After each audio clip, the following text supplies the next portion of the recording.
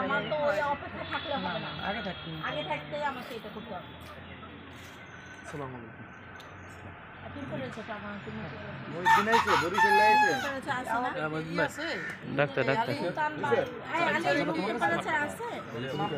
Home temperature সকলে দিয়ে তুমি এসে রুম টেম্পারেচার মাপবে। আর পর্দাগুলো সরাই দেন, পর্দাগুলো খুলে দিন, পর্দাগুলো সব সরাই দেন। কালকে যে কি বাতাস গেছে। ঠিক আছে? আচ্ছা আপা কিসের কথা বলছে? এই তোমরা বুঝছো? হ্যাঁ তানবির পেটে পানি চলছে। পাঞ্জুম চিকিৎসা শুনছো?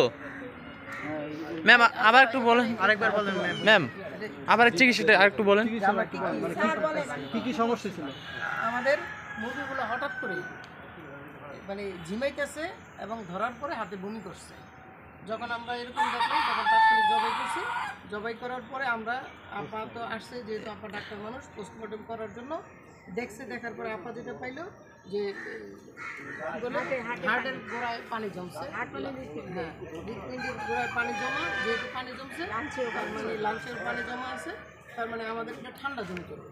আর ঠান্ডা জনিত রোগের যেই বাড়তি লক্ষণ থাকে সেই লক্ষণের মধ্যে আমরা ইনফেকশাস কোরাইজা সেই ইনফেকশাস কোরাইজা রোগে আক্রান্ত হয়ে মুরগিগুলো একটা সমস্যা হচ্ছে।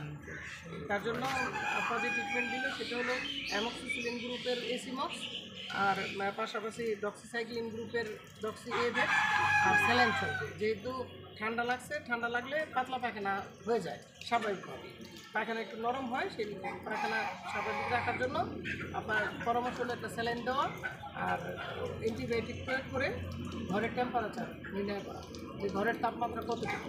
যদি ঘরে অতিরিক্ত গরম হয় তাহলে গরমের কারণেও ঠান্ডা লাগে, যেহেতু ঠান্ডা জন্য বিতর্কত ঠান্ডা, এই জন্য মূলত মুরগি পোস্টমর্টম করা এই করা হবে।